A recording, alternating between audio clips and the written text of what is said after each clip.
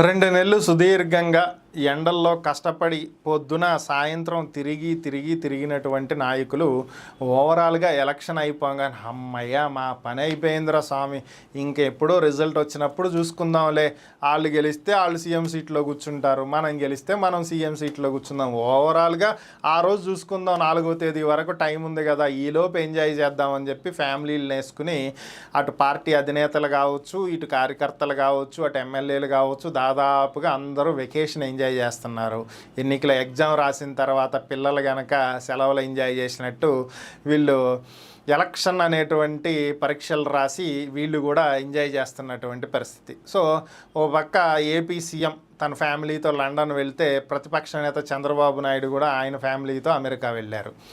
ఇంకొంతమంది నేతలు ఇంకొక ఏరియాలో వెళ్ళారు. ఓవరాల్గా పరిస్థితి ఇదైతే ఇటీవల చంద్రబాబు నాయుడు గారు అమెరికా అని చెప్పి సింగపూర్ ఎందుకు వెళ్ళారు, సింగపూర్ ఆర్చర్డ్ స్ట్రీట్లో ఆయన ఎందుకు నడుస్తున్నారు, అక్కడ ఎందుకు ఉన్నారు అనేటువంటిది ఒక క్వశ్చన్ రైజ్ చేస్తూ ఒక ఫోటో అయితే సోషల్ మీడియాలో వైరల్ అయ్యింది. సో ఓవరాల్గా మరి అమెరికా వెళ్ళాల్సినటువంటి చంద్రబాబు నాయుడు సింగపూర్ ఎందుకు వెళ్ళాడు, అటు టీడీపీ కార్యకర్తలేమో అమెరికా లండన్ వెళ్ళాల్సినటువంటి జగన్ దావోస్ ఎందుకు వెళ్ళాడు, ఇంకో చోటకి ఎందుకు వెళ్ళాడు. సో జగన్ ఉన్న ఆస్తులన్నింటినీ సర్దుకుని లండన్ పారిపోయాడు, ఇక రాడు అని చెప్పి ఒక వర్షన్. చంద్రబాబు నాయుడు మొత్తం సర్దుకుని సింగపూర్ పారిపోయాడు, ఇక్కడికి వస్తే కేసుల్లో ఇరుక్కుంటాడని చెప్పి ఇక ఆయన కూడా రాడనేది ఇంకో వర్షను. ఓవరాల్గా ఎవరికి నచ్చిన వర్షన్లు అయితే వాళ్ళు సోషల్ మీడియాలో ఇష్టం వచ్చినట్టు రాసేసుకుంటున్నారు.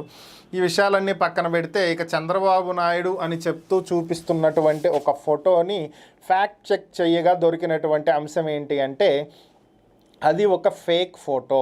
చంద్రబాబు నాయుడు గారు అసలు సింగపూర్లో లేడు, చంద్రబాబు నాయుడు ఉన్నాడు అని చూపిస్తున్నటువంటి ఆ ఫోటో సెప్టెంబర్ 2023లో తీసినటువంటి ఒక ఫోటో. ఆ సమయంలో కూడా అక్కడ చంద్రబాబు నాయుడు లేడు. అక్కడ ఉన్నటువంటి గ్యాప్లో ఆయన ఫోటోని ఇంప్లాంట్ చేసి మార్ఫింగ్ చేసి ఆ ఫోటోని ఇప్పుడు సర్క్యులేట్ చేస్తున్నారు. కాబట్టి ఇది కంప్లీట్లీ ఫేక్ న్యూస్. ఎలా అయితే జగన్ గారు ఫ్యామిలీతో లండన్ వెళ్ళటం జరిగిందో అలాగే చంద్రబాబు గారి ఫ్యామిలీతో అమెరికా వెళ్ళటం జరిగింది. ఈ మధ్యలో ఎక్కడా కూడా బ్రేక్ ట్రిప్పులు ఏమి వేయలేదు సింగపూర్కో దుబాయ్కో ఇంకో దగ్గరకో. సో ఇవి పార్టీలు ఒకరి మీద ఒకరు చేసుకునే విమర్శలలో భాగంగా జరిగినటువంటి ఒక ప్రక్రియ తప్ప మ్యాటర్ ఏం లేదనేది అయితే తేల్చేశారు. ఇది విషయం.